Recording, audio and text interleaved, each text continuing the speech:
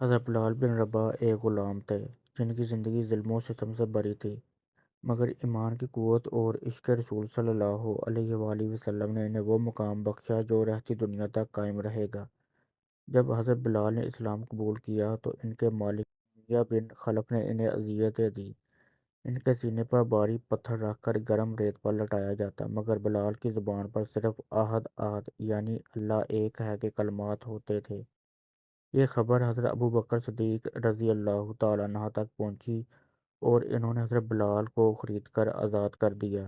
یوں حضرت بلال کو نبی کریم صلی اللہ علیہ وآلہ وسلم کے قریب رہنے اور ان کی محبت و صحبت میں پرورش پانے کا موقع ملا۔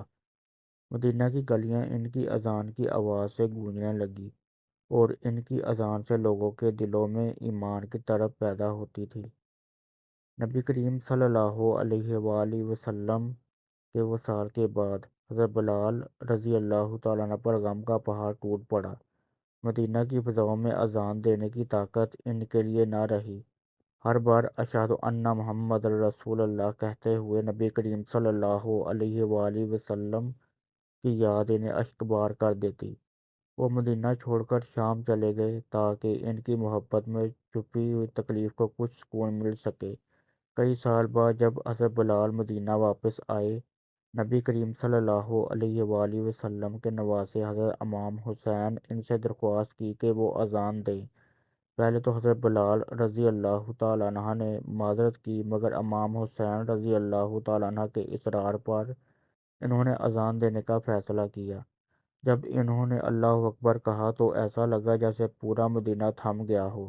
ہر دل ان کی آواز کے سحر میں ڈوب گیا۔ جیسے ہی اشہد ان محمد رسول اللہ کی آواز بلند ہوئی، لوگوں پر عشق و محبت کی ایسی کیفیت طاری ہو گئی کہ آنکھیں اشکبار ہو گئی اور ہر شخص بے اختیار رو پڑا۔ مدینہ کی گلیاں حضرت بلال رضی اللہ تعالیٰ عنہ کی آواز سے لرز اٹھی۔ بوڑھے جوان، عورتیں، بچے سب اپنے گھروں اور بازاروں سے نکل کر مسجد نبوی صلی اللہ علیہ وآلہ وسلم کی طرف دوڑ پڑے۔ ایسا محسوس ہوا کہ نبی کریم صلی اللہ علیہ وآلہ وسلم خود دوبارہ ان کے درمیان موجود ہیں۔ لوگوں کے دلوں میں عشق رسول صلی اللہ علیہ وآلہ وسلم کی چنگاری پھر سے برق اٹھی۔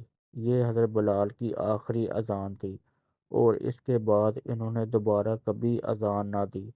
حضرت بلال کے متعلق چند احادیث درج ذیل ہیں۔